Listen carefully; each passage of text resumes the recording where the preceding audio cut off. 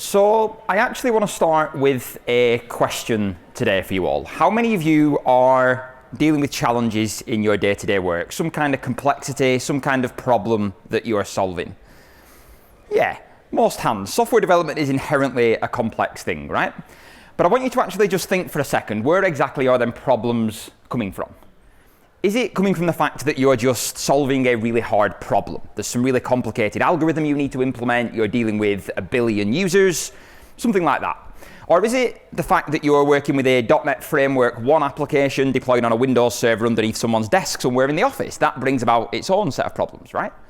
Or have you chosen to deploy your application on Kubernetes and you spend every single waking minute of every single day wondering when that next cluster upgrade is going to come around and break your system? All these things bring about their own complexity. And at its core, this is a talk about dealing with complexity. And by the end of this talk, I want to leave you with the ability to be able to take your application code, solve the problem that your users actually want you to solve, and worry only about that bit and not worry about all that other unnecessary complexity. I'm James Eastham. I'm a serverless advocate at Datadog. Before that, I worked at AWS for 3 years. I'm a Microsoft MVP. I'm an AWS community builder.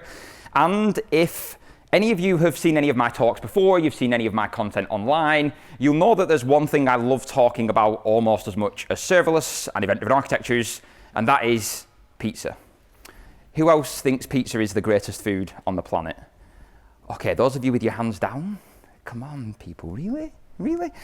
So for the purpose of this talk, for the rest of this talk, for the next hour, I want you all to completely forget your day jobs, forget your Jira backlog, forget your on-call, forget everything, because you're all now developers for a completely fictional pizza delivery company called Plant-Based Pizza. And your application today, you're a reasonably early stage startup, you've built a monolithic application, you've deployed that in the cloud, and that has worked reasonably well up until this point.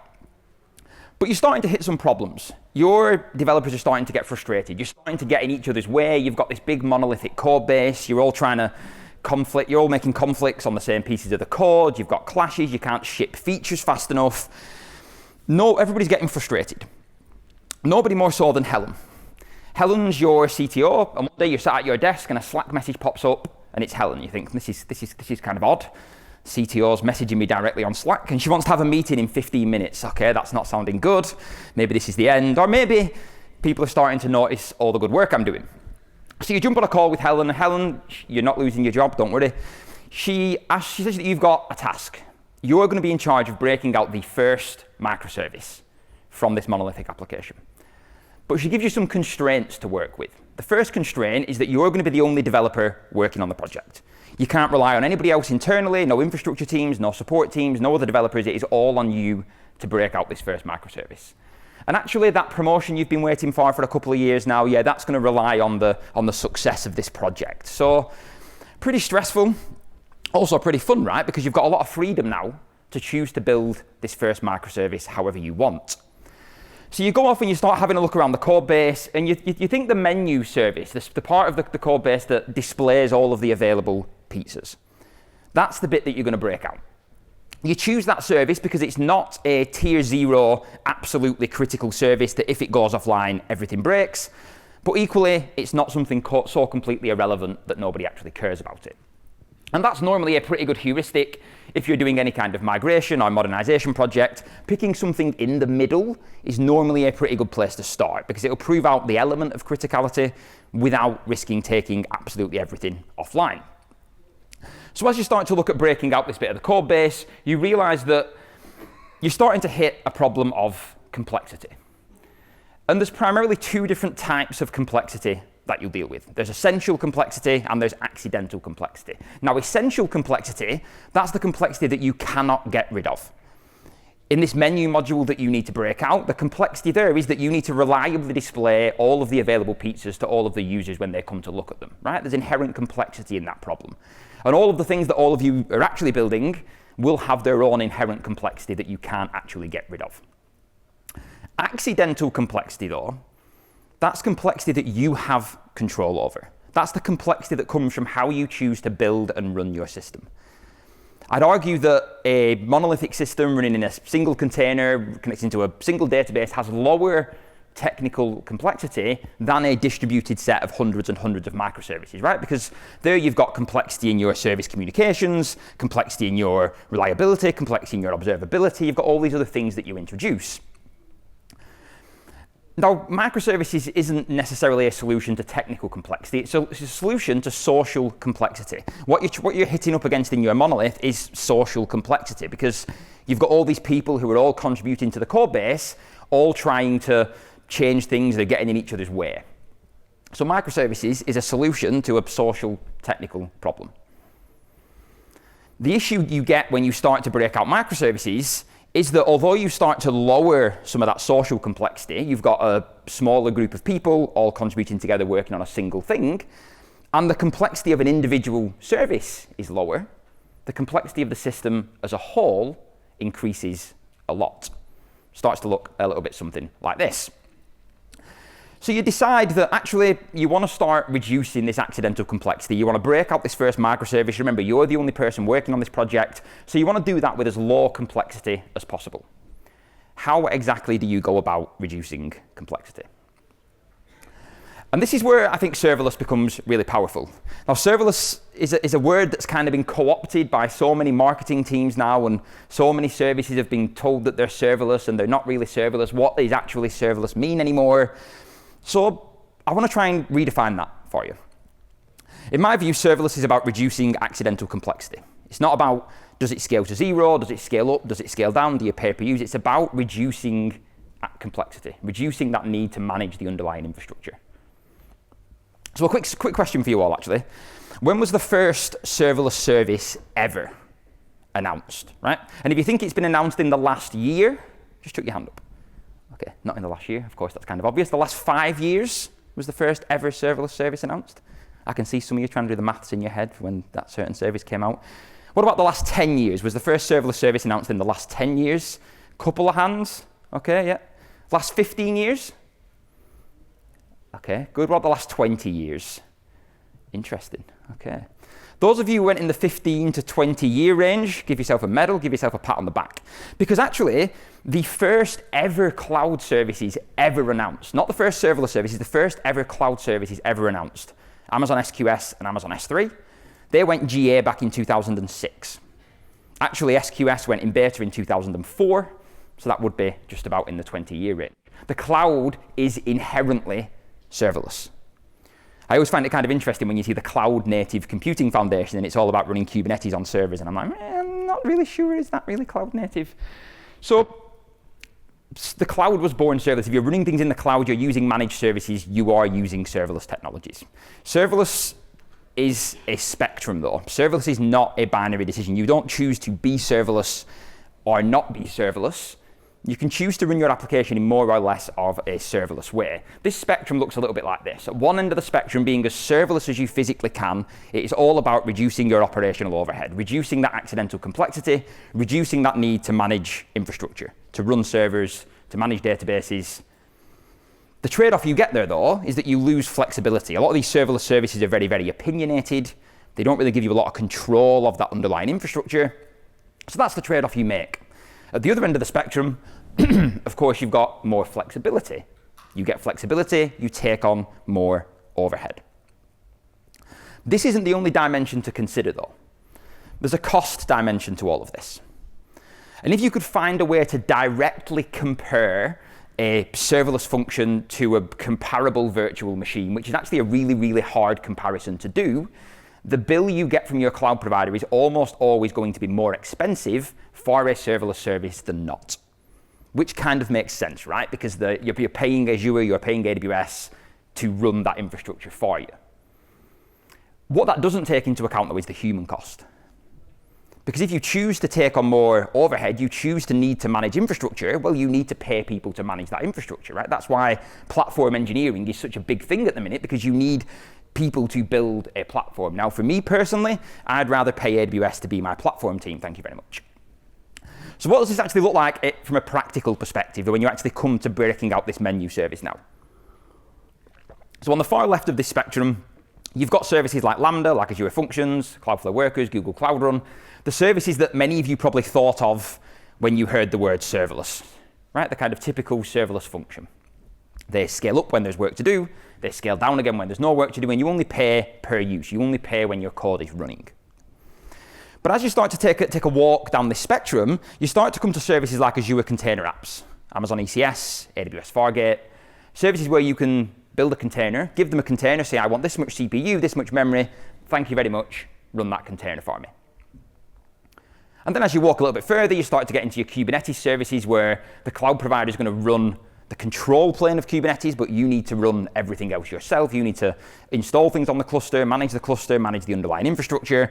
And then, of course, you've got your actual virtual machines running things on the actual virtual machine. Then right off over in room 5 somewhere, you've got that Windows server sat underneath someone's desk in the office. So this is the spectrum of options you've got from a compute perspective. But it actually isn't all about compute. Your menu service is going to need a database. Imagine, for the purposes of this, it's a Postgres database that you need. So you could choose to run Postgres on a virtual machine. That's one option you have for running Postgres. People, it's 2025. Let's not be running servers anymore. You could equally completely refactor the entire code base and use a proprietary database service, something like Dynamo, Cosmos DB, Google Firestore. You could use a managed database service that all the cloud providers have some kind of variation of, or you could adopt a third-party SaaS product that are popping up, companies like Cockroach, like Neon. If you haven't heard of Neon, by the way, and you're running Postgres, truly serverless Postgres databases scale to 0, they scale up, they allow you to branch your databases. I'm not affiliated in any way, it's just a really, really fantastic service if you're using Postgres in production. Now, of course, there's no right or wrong place to be on this spectrum. Sometimes you might need more control of that underlying infrastructure. You might need a specific GPU, maybe you're training an LLM. Okay, going as far left on that spectrum maybe will be necessary. We used to have a heuristic when I worked at AWS, and it was if your ability to dynamically scale a specific type of infrastructure, Kubernetes is really good, it's differentiating for your business, then Kubernetes is a really good thing, because it's really good at dynamically scaling things up and down really specific types of infrastructure. But generally, for most workloads, you're going to want to think serverless first. Thinking serverless first is simply sitting as far left on that spectrum as you physically can, reducing your operational overhead as much as physically possible. So with your menu service, whereabouts on this spectrum should you choose to sit? You need to build an API that exposes menu items to your users, and you think, well, let's be serverless maximalists, let's go as serverless as we physically can, let's build this with functions. So just a quick show of hands, who's building with Azure today, running applications on Azure? And AWS, and other clouds. I'm going to have to apologize for other clouds. Sorry. So for the rest of the talk, I'm going to flip between Azure and AWS. Other clouds, come and talk to me afterwards, because I'd be interested to see what you're using. So you choose to start building out the typical kind of serverless API. You've got some kind of API endpoint. In AWS, that'd be API gateway. Azure Functions, your function app has an endpoint. And then you've got individual functions handling the individual routes on your API, some kind of persistence underneath. And regardless if you're using Azure Functions or Lambda, the definition of a function looks broadly the same. You've got a class, that class has got methods, and you tell the service which method to invoke when that function gets invoked. In Azure, that's using the Azure Functions SDK, you add attributes to your methods. In Lambda, you are telling Lambda, invoke this method in this class, in this namespace. Ever so slightly differently, fundamentally the same idea. You define a method in your code base, you tell the service, run this method when the function is invoked. So you go off and you build all your functions, you think this is fantastic, we're building with serverless functions, we're serverless first, we ship our code, we ship the first version of the menu service, fantastic. Everyone's happy, promotion in the bag, we can all go home. Then Helen comes back, and believe me, she's not as happy as she looks in this photo. I just couldn't find a photo where she looked any angrier, so just imagine she's really angry. She's angry because your users are now starting to get frustrated. Your users are getting frustrated because intermittently, they're starting to see really slow response times in your API, in the front end. Sometimes your staff are trying to create new recipes, new menu items, and it's just not working at all. Or a user's trying to place a really big order, and it just errors, it just doesn't work. Kind of annoying. We thought this serverless thing was great. Thankfully, because you're all fantastic developers, you added telemetry to your application. You added some observability. So you go off into your observability backend and you look at all of the trace information for your endpoint for listing all of the available menu items. And you look at the response times and you're like, this is pretty okay. You've got double-digit milliseconds, some just about getting into the triple-digit milliseconds, but for the most part, it's double-digit millisecond response times, which is great, right? Users should be happy with that. So you decide to sort this list of responses by duration. Okay, not quite as pleasant a picture. You've got a lot of response times here that are in the half a second range, which still isn't horrendous, but equally, if you're used to double-digit millisecond response times, half a second can feel like forever. So you go and zoom in and have a look at one of these traces. You have to have a look at the internals of the request. So that very top bar you can see there is the actual end-to-end of Amazon API Gateway, the actual total API response time, which actually is a second. Then the actual invoke time of the function was half a second. So that was the 523 milliseconds you can see there. So actually your API response time was in total a second, which isn't ideal in some front ends. And you'll notice for your actual invoke there, you've got two spans for the actual invoke of your function. You've got one span that took 500 milliseconds, one span that took 90 milliseconds. So there's something happening inside your function that is taking an abnormally large amount of time. So you go and zoom in and you have a look at that. The AWS Lambda cold start. I'm seeing some nods already. That's good. Who's here experienced cold starts? Who here hates them with a passion? Yeah, most hands. Some handshakes. I like that. Cool. So this is a fundamental feature of how these services work. If you compare this to your typical application, you're going to build an ASP.NET Web API. You're going to containerize it. You're going to run it. That environment is going to be running, and it's going to handle multiple requests concurrently. If 10 requests come into your API, they're all going to be handled by that same running instance. Lambda, each running instance of your application can only handle one request at any one time. It's a concurrency of one inside an individual environment. What that means is that internally inside Lambda, your application looks a little bit like this. You've got lots and lots of running instances of your application, all handling one request concurrently, which makes your application kind of this makeup of all these running instances of your application. What actually happens under the hood is what's known as the execution lifecycle. So one of these environments is created. These environments are completely isolated micro VMs. It's got its own dedicated CPU, its own dedicated memory allocation. That's going to be created first. Then your code is going to be downloaded. You can deploy code as a zip file or a container image. That code's going to be started up. That period of time there is what's known as the initialization phase, or the cold start. And then your request is actually invoked. What this actually looks like in practice under the hood is a first request comes into your Lambda function, that initialization phase is going to happen, your code's going to be invoked. If a second request comes in whilst that first request is still in process, another environment is going to be created, that's going to be handled separately. Then if a third request comes in, whilst that second request is still in process but the first one is finished, that environment is then reused. So there is an element of environment reuse here. This is what will be known as a warm start. Feels horribly inefficient, doesn't it, to do that? So how does this work in Azure Functions? It is ever so slightly different in Azure Functions. There are some similarities. So in Azure Functions, you define a function app. A function app is where you put your configuration, your app settings, your security, and your function app will be linked to an app service plan of some kind. And it's the app service plan that will determine the capabilities of your function, what kind of resources your function has. And then inside your function app, you've got your individual functions. And it's the app service plan that you link to that will determine how a lot of this works. Now, late last year, maybe early this year, I can't remember exactly when it went GA, Azure announced the Flex consumption plan for Azure Functions. This should probably be the default for most workloads you are building going forward, because Flex consumption gives more Lambda-like behavior in a sense of each individual function will scale completely independently. It scales up on its own, scales down on its own. Plus, you also get VNet connectivity, which used to be limited to, I think, premium, maybe standard as well. I'm not 100% sure on that one. So Flex consumption gives you that Lambda-like behavior. Each independent function can scale up and down independently. Another benefit of Azure Functions is that they can handle multi-concurrency inside a single running instance. Now, that each individual function scales independently has a really small but. And the but is for HTTP triggers. If you've built an Azure function that's triggered by HTTP calls, all of the functions in a function app that are also triggered by a HTTP call scale together.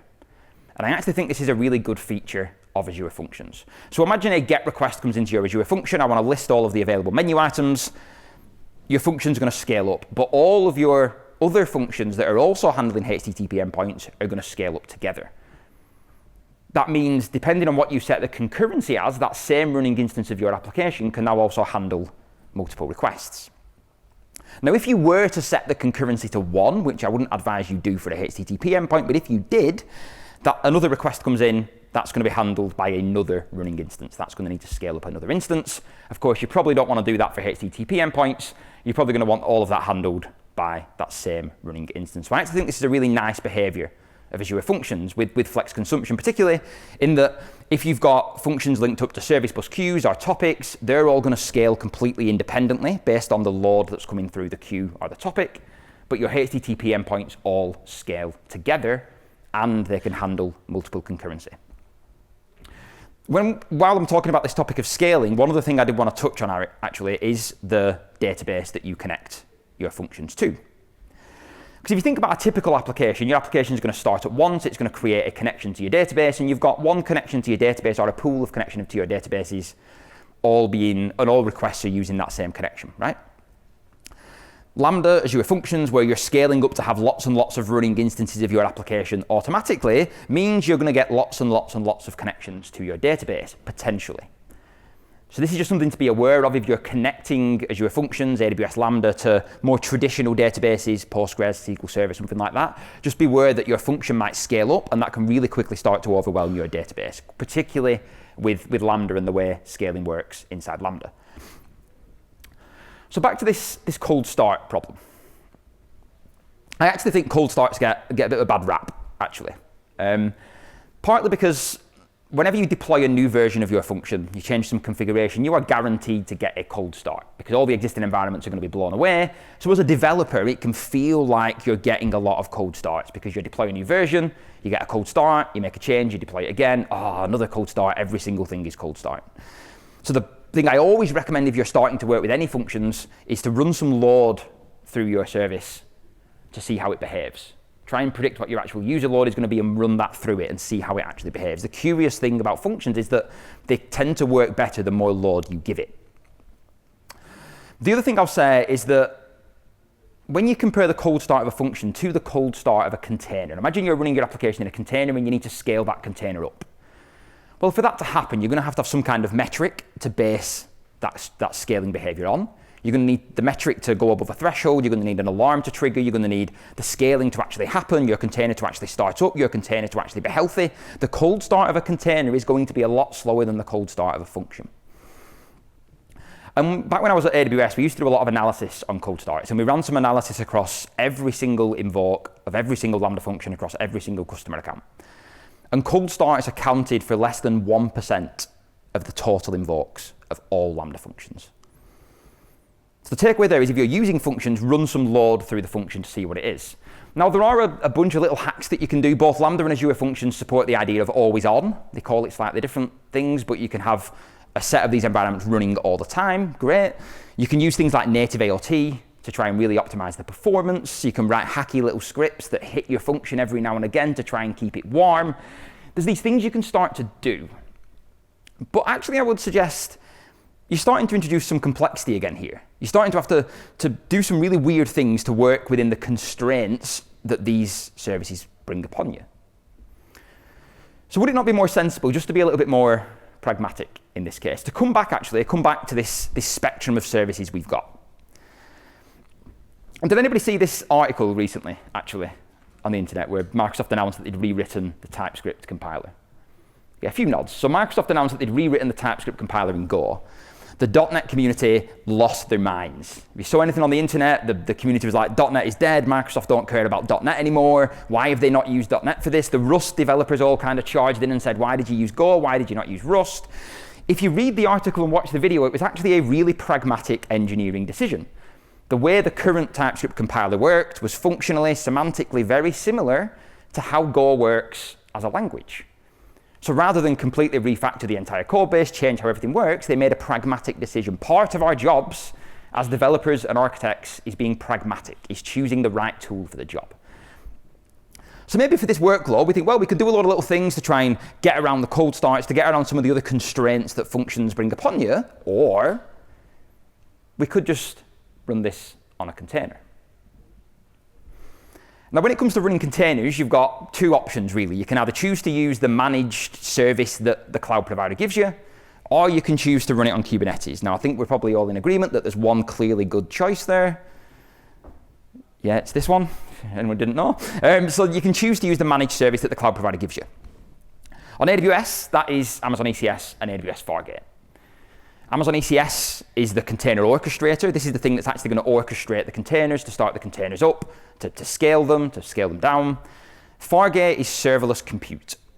With Fargate, you can simply say, this much CPU, this much memory, go. You can equally use EC2, a virtual machine, inside Amazon ECS. You can use EC2 to provide the compute for your ECS cluster.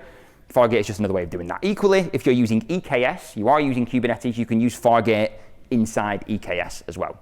So ECS is the orchestrator, Fargate is the compute. On Azure, you've got Azure Container Apps. Probably my favorite cloud service at the minute, actually.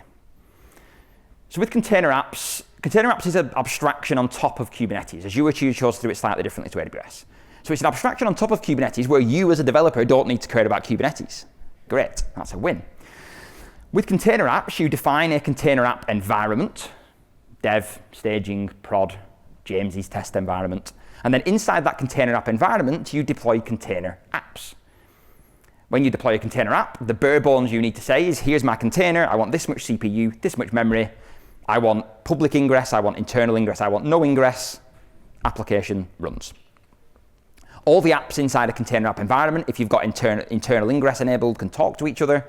And Container Apps also integrates with Dapr, the Distributed Application Programming Runtime. It's probably a whole other talk to talk about that. If you're not familiar with Dapr, it's kind of an abstraction that gives you a set of building blocks for common things that you need to do in distributed systems. Secrets management, service discovery, service-to-service communication, pub/sub, it acts as a kind of abstraction. So the Dapr integration with Azure Container Apps is fantastic, really, really good. It allows you to deploy a container app and say, this is the orders service, this is the menu service. And then when another service needs to call the menu service, it just says, make a call to menu, and Dapr manages the rest. It's a really, really cool service. What you're starting to encounter here, though, is one of the only constants, I think, in all of software development, and that is change. Things are constantly changing. We're constantly having to deal with change, right? It's changing business requirements, changing user profiles, changing user loads. Maybe your executives decide that they want to focus on cost optimization or sustainability. Maybe there's a change in government somewhere in the world that affects the economic situation of every country in the whole entire planet, and then suddenly we all need to refactor things. Like, change is inevitable in software development. But you start to look back at your code base, and you think, well, to run this in a container, we need to adopt some kind of web framework, right? We need to adopt ASP.NET, we need to adopt Express or Spring, whatever programming language you're using. You need a web framework. But we've written this whole thing in Azure Functions or a Lambda, and we've kind of used the semantics of Azure Functions or of Lambda. This is going to be a problem, right? And you go and have a look at your code base. You go and have a look at your code for your create function, the endpoint on the API that staff members can call to create a new pizza, to create a new recipe. And you look through the code base a little bit. You decided to refactor to MongoDB as part of the migration for reasons, hand wavy. So you inject your MongoDB connection, your MongoDB, your SDK, and then you've got your Azure Functions specific stuff. You've got your Azure Functions attribute. You've got your HTTP trigger that tells Azure Functions this is going to be triggered by HTTP. Then you're parsing the contents of the body of the HTTP request into an actual business, an object that's relevant to your business. Then you're making calls to your database. You're running some custom business logic, more business logic, another call to your database, another call to your database, and you've made a terrible mistake if you're writing your functions like that. I've written functions like that, by the way. I'm guilty of this as well. This is a problem because you've started to tie everything that your application is concerned with up in a single code file. I think it's kind of the downside of calling these things functions, Lambda functions, Azure Functions, is it can easily make you think, well, I've just got this one function that I just write all my code in and it just runs. Now you've got your database concerns, your weird little intricacies of the SDK, your business logic, everything else all tied up in this single code file. You've removed your ability to be flexible. And I actually think this is one of the most important architectural abilities, if you will. Flexibility, evolvability, call it whatever you want. The ability to deal with change is really, really important, particularly with how fast software seems to be moving at the minute. The ability to deal with this can be really helpful. This need to deal with flexibility was actually codified back in the 1960s. It's Ashby's law of requisite variety. I only learned about this myself relatively recently, actually. When the variety or complexity of the environment exceeds the capacity of a system, the environment will dominate and ultimately destroy the system. Lots of words, right? Ross Ashby was a cyberneticist and psychologist back in the 60s. And what this in essence means is that if a system can't respond to the complexity that the environment imposes on it, then, well, the environment is always going to win. Always. And I don't know if any of you have read Barry O'Reilly's book, The Architect's Paradox, or his follow-up book, Residuality Theory, is really, really good. If you're into architecture and philosophy and the kind of meshing of the two, it's really, really fantastic. But one of the interesting things that Barry calls out in this book is that software engineering is actually in a really interesting place. Engineering being the important word there. Because if you can compare that to other kinds of engineering, if I was going to design a building, build a building, I'm dealing with a relatively fixed set of constraints, right? The laws of physics don't change all that often. Gravity's pretty consistent. So I've got this finite set of constraints I'm operating within to build my building, to engineer my building. Now, when it comes to software engineering, though, although the software itself is deterministic, right? The reason we write code is because it does the same thing over and over again, hopefully forever.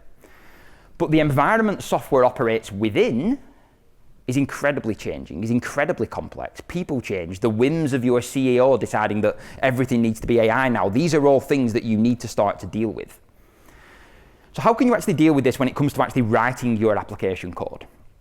And I don't think there's anything new here. It's just practicing good software design principles. Patterns like ports and adapters. Call it ports and adapters, call it clean architecture, call it hexagonal architecture, whatever you want to look at. The fundamental idea of all of these patterns of structuring your code base are separating your application concerns from your infrastructure concerns. With ports and adapters, you've got driving adapters. Driving adapters drive your business logic. This is your HTTP handlers, this is your message handlers. These are things that are going to receive something from the external world and call into your business logic. Your business logic exposes ports. These are the actual business functionality. And your business functionality might need to call out to driven adapters, should I say.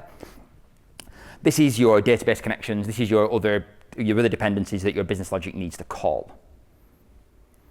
If we apply our Azure functions on top of this, all Azure functions should really be is an adapter. It is adapting that inbound request that comes in from Azure functions and adapting that into something your business logic can understand. You're going to call into your actual business logic. That's then going to call out to whatever your database provider is. Your business logic doesn't need to care exactly what your database provider is. Now, I know what some of you are thinking. This adds an awful lot of ceremony to software development, right? You end up with a project that looks a little bit something like this. And yes, this is actually something I built when I first learned about software design patterns, and it was a horrible code base to work in. You've got interface project, you've got a services project, you've got a repositories project, you've got shared kernel, whatever the heck that is. You've got all these different libraries. You need to make a change, and you find yourself making this change in 10 different code files just to get the thing to work. Don't do this. This can actually be an awful lot simpler. You can break this down into what is in essence 3 projects. This could equally just be 1 project, but I find you can do encapsulation a little bit better if you split this down into 3 projects. I realize there's 4 there, by the way. I'll come back to that in a sec. There's the core project. The core, this is just your core business logic. This is only business logic. There should be no external dependencies here. You should be able to look at this library and understand exactly what this code base does. Here you can see there's something to do with recipes, something to do with handling completed orders. You've got your infrastructure project. This is your actual implementations. This is them driven adapters down at the bottom. This is where you put your code for interacting with your database, your code for interacting with your message broker, whatever that might be. And then you've got your actual application host. This is your driving adapter. The reason there was 4 and not 3 is because there's ASP.NET and there's Azure Functions, 2 separate driving adapters. All these are really in charge of is translating that inbound request and calling into your business logic. And if we actually have a look at that same Azure Functions handler from earlier, but rewritten to practice more of these well-structured code design principles.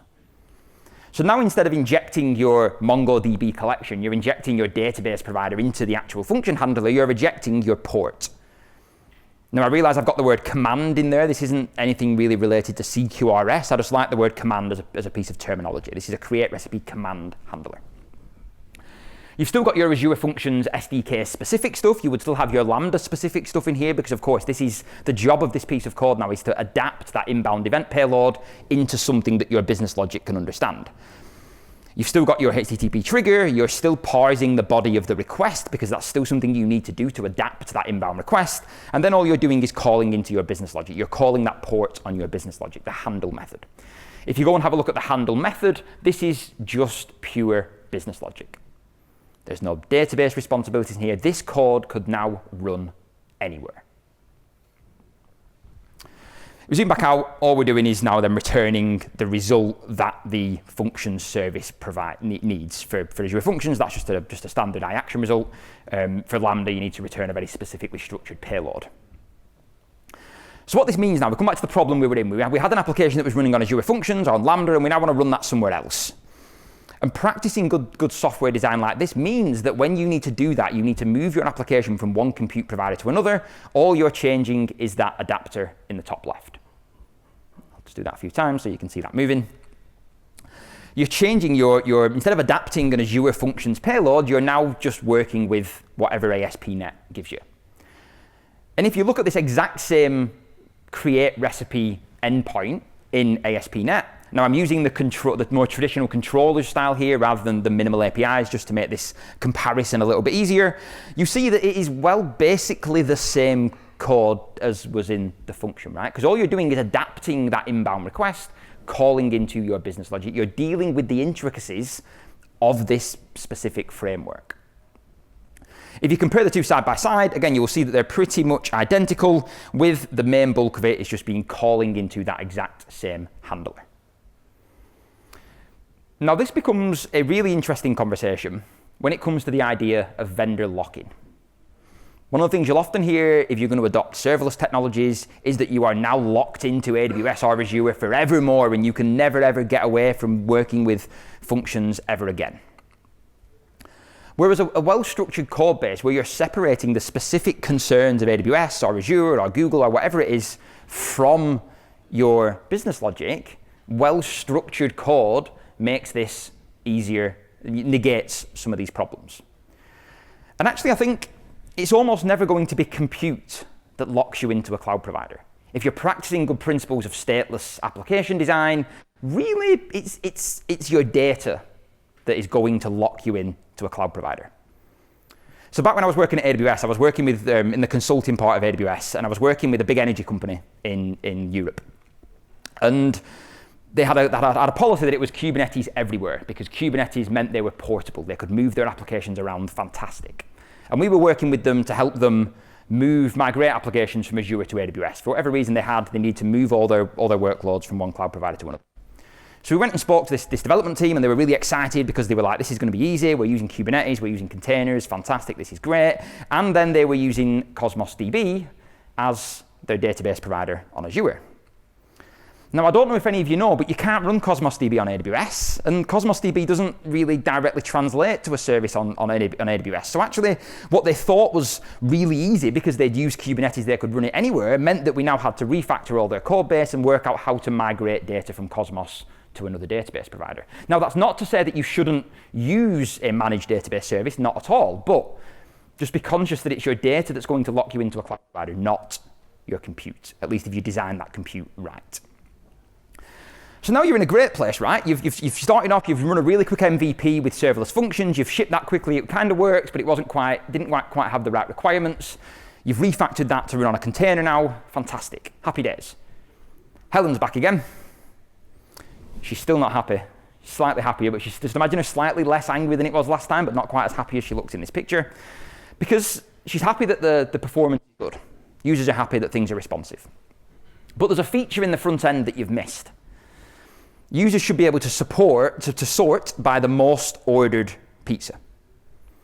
Now, when this was back in the monolith, whenever an order was completed, the orders module inside the monolith would make a call into the menu module and say, this item's just been ordered. We'll increment a counter in the database. But now you've broken out this microservice, right? Now you've broken out this microservice that's running on a container, and you've got this monolith over here, and there's not really any communication between the two. That's a problem. And this brings us on to what I think are primarily, you can categorize most applications into two different buckets. Synchronous applications are asynchronous applications. Now, I'll define a synchronous application by something where there's a user sat there waiting for a response. A user is blocked, waiting for the call to come back. I use the word user loosely there. That might be a human, that might also be another system. Fundamentally, a synchronous system has someone sat there waiting. How many of you have ever had a user come to you actually and ask you, could you make this service slower and make it break more? That's good, cool. It'd be great if users did say that sometimes, wouldn't it? Be nice and happy. Synchronous systems have a very specific set of constraints, don't they? Users want things to be fast, they want things to be reliable, they want things to be performant, they want things to be where exactly you said they were going to be, behind the DNS name, behind the IP address that you said they were going to be. That set of requirements that these synchronous applications have that people are waiting for impose a really specific set of constraints on you. Part of the reason why you chose to use containers instead of functions. But asynchronous applications, and again, I define an asynchronous application by something that's doesn't have someone sat there waiting for a response. Reading a message from a queue, processing a message from an event bus, reading a message from a Kafka topic. These are all asynchronous applications. You don't have anything sat there waiting for a response. And these kind of applications have very, very different sets of constraints, right? Because you've not got a user sat there waiting. In a lot of cases, performance isn't as critical. It's not to say you can't build performant applications with messages, but typically there's not as much of a requirement because you don't have a user sat there. Now, of course, you could take your containerized application you've already got, and ASP.NET gives you with a really nice way to run background services. You can create a class that inherits from background service, and this will allow you to start up a running process on a background thread inside that same running process. Most programming languages allow you to do this in some way. And inside this background service, you can configure your connection to Azure Service Bus in this case. You can start up the Azure Service Bus processor, and then you can handle a message whenever a message is received on the queue. So here you're polling Azure Service Bus, you're processing the message when a message comes in.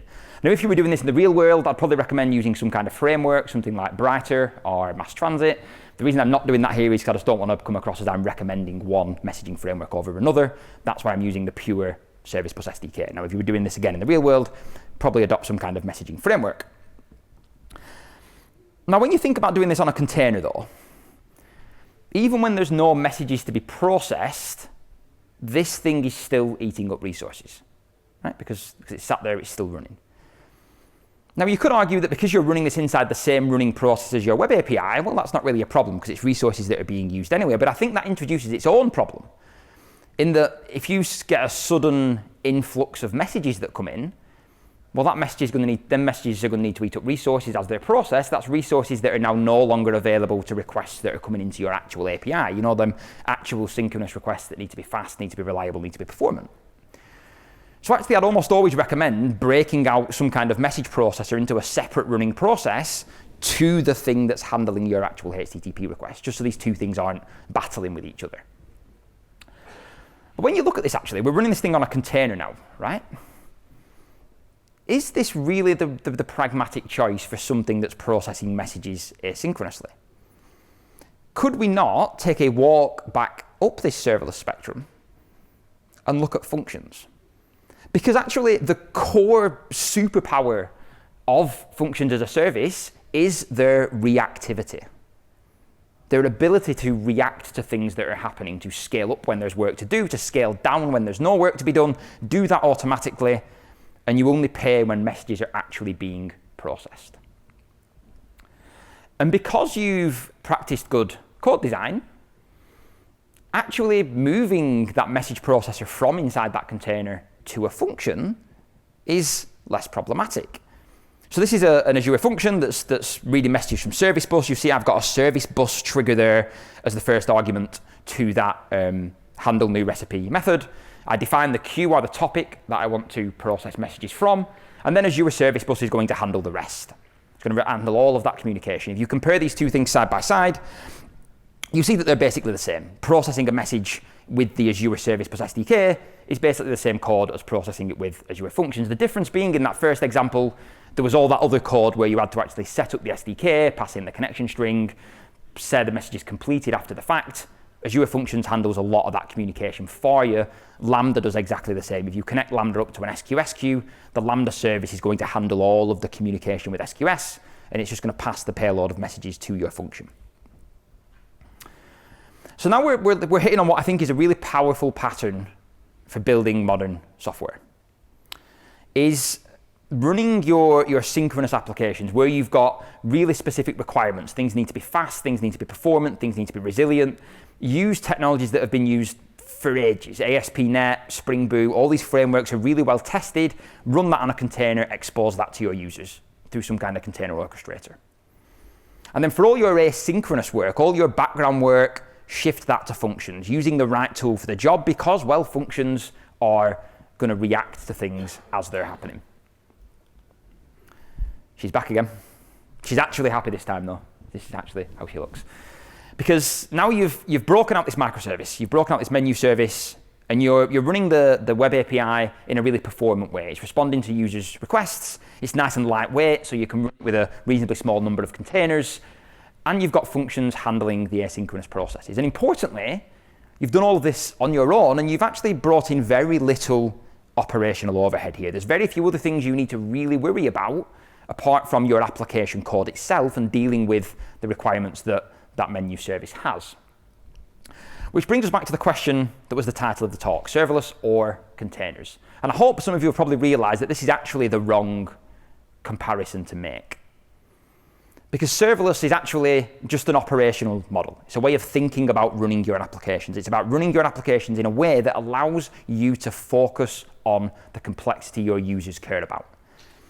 Containers, simply a packaging mechanism. You can run containers on Azure Functions, you can run containers on Lambda, you can run containers on a container orchestrator. So let's phrase this question a different way. Short-lived or long-lived compute? I think this is a better question. Is the thing I'm building going to benefit from being short-lived, to be ephemeral, to spin up when there's work to do and spin down again when there's no work to do? Or is it better being something that's long-lived, that's sat there waiting to receive requests whenever a request comes in? And to make any of these decisions, of course, you need to understand what it is that your system is doing. You need to understand how users are interacting with your system. You need to understand what the kind of user load is, how these services are actually working, how these services are actually responding. Observability is fundamental to any distributed system.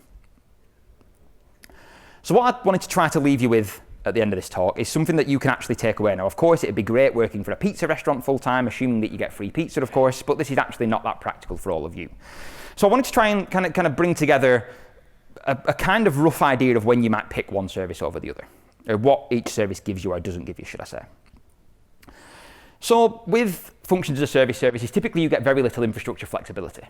They're very, very opinionated services.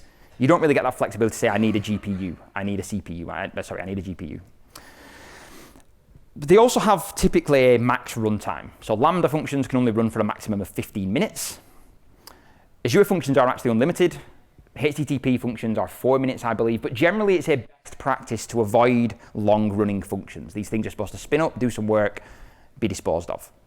If you need more than a long run, you need something that runs for a long time, then containers can be a really good option there. Now, of course, the first thought you might have there is like a batch job, a nightly job that you run that takes an hour. Something you should really think about with that is, can you chunk that batch job up into smaller pieces? Because although you might immediately think, well, it runs for an hour, I need to run it on a container, but if it's actually made up of lots and lots of tasks that all take 11 seconds, well, then running that on a functions where they'll just scale up, all the 11 seconds will run concurrently, and then it will scale back down again. Payload size is another one. Lambda can only support a max of 6 meg. Azure Functions is 100 meg. Again, this was quite hard to find in the documentation, but it's a default of 100 meg. You can increase that. Again, containers, it's kind of up to you how big you want the payload to be. Now, you might look at them firstly and think, when would I ever choose to use a function? Because there's a whole lot of constraints there that I don't really want to work with. So what are the benefits of actually choosing functions? Well, the first is pay per use. Particularly if you're using flex consumption inside Azure Functions, Lambda has this behavior anyway. You're paying when your code is running, you're paying to the millisecond that your code is actually executing. When your code isn't running, you're not actually paying anything. And also auto-scaling. Now, of course, I realize that you can implement auto-scaling with container orchestrators, with container apps, with Fargate, with Kubernetes. You can auto-scale your applications. Of course you can. Azure Functions, Lambda are going to do that automatically. They're going to do that faster. They're going to do that without you needing to actually define the behavior at all. And finally, the important one is operational overhead. Think about how you can reduce that accidental complexity as much as possible. Whether you're running containers, whether you're running serverless functions, do that in a way that allows you to reduce the operational overhead. So takeaways. Focus on the right kind of complexity. Your users don't care how well you can patch a virtual machine. Your users don't care how well you can upgrade a Kubernetes cluster. Your users care about the thing doing the thing it was supposed to do when it's supposed to do it. They cared about it solving the problem you built the service to solve. Secondly, design for flexibility. Think about adopting patterns like ports and adapters or hexagonal architecture. And you don't need to do an awful lot of ceremony to that. You don't need 10 class libraries with each individual layer. You can do that in a really simple way that still keeps that separation between your infrastructure concerns and your application code. And then at a higher level, things like event-driven architecture, where you can build the element of evolvability into your system architecturally. Because you've got events, you can then hook new services into those events. And then finally, choose the right tool for the job. Be pragmatic. If your system would better suit scaling up and scaling down automatically, ephemeral compute, functions are great. If your system would better suit being long-lived, where you've got a container sat there waiting for requests at all times, do that as well.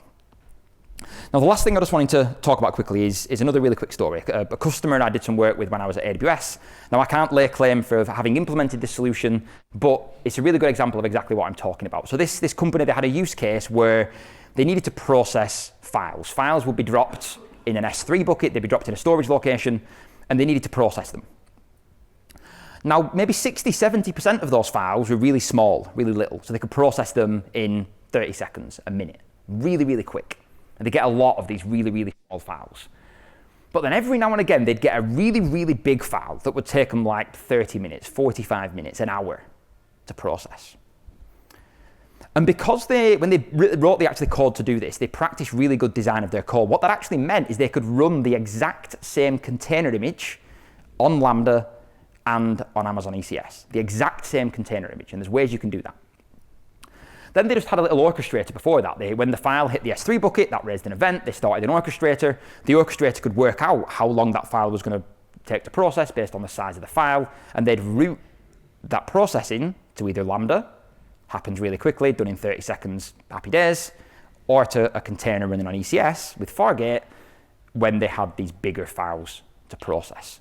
So it's a really nice example of when you actually think about how you structure your code, how you design your code, where your code can run, you can start to do these really smart things. Now, I'm not recommending you do that for all of your workloads, because adding the code to run a container in both places at the same time does add some extra configuration to your code, but it's a nice example of this idea that actually you can choose the best tool for the job and be flexible between the two. All of the slides, any links, any resources are all on that page on my website.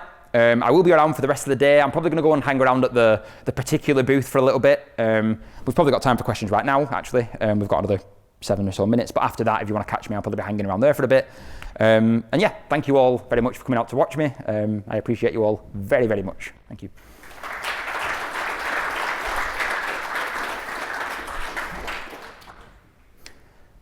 And yeah, we do have 5 or 6 minutes if anybody's got any questions at all. In the table of different options, you didn't specify Kubernetes. Will it be as well? Yes, probably. It probably should go on there. Yeah. I think, yeah. The part of the reason I didn't put Kubernetes on there is I think you need a very, very, very good reason to take on the complexity of Kubernetes, if I'm honest. Now, if you look at that table, I will put that slide back up. Anyone's still taking photos, by the way. You'd probably tick yes for almost all of those, apart from the last one, the operational overhead. Maybe they automatically scale up and down, because obviously that wouldn't do that automatically, and the pay-per-use, I guess. Yeah, I think the heuristic I always come back to with Kubernetes is that one that I said earlier on when I was at AWS. We used to say this internally: is that if your ability to dynamically scale infrastructure is really important to your business, that's a differentiator for your business. Kubernetes can be really good because it's really good at that dynamically scaling up infrastructure. You can be really smart about, I want to run this type of container on this type of infrastructure. I want to run this on here. If the infrastructure doesn't necessarily matter in how you scale infrastructure, then no. But I think for next time I do this talk, I will put Kubernetes on there. That's a good bit of feedback, yeah. Any other questions? If the question is what color card to put in the bucket, you know the answer. Yeah.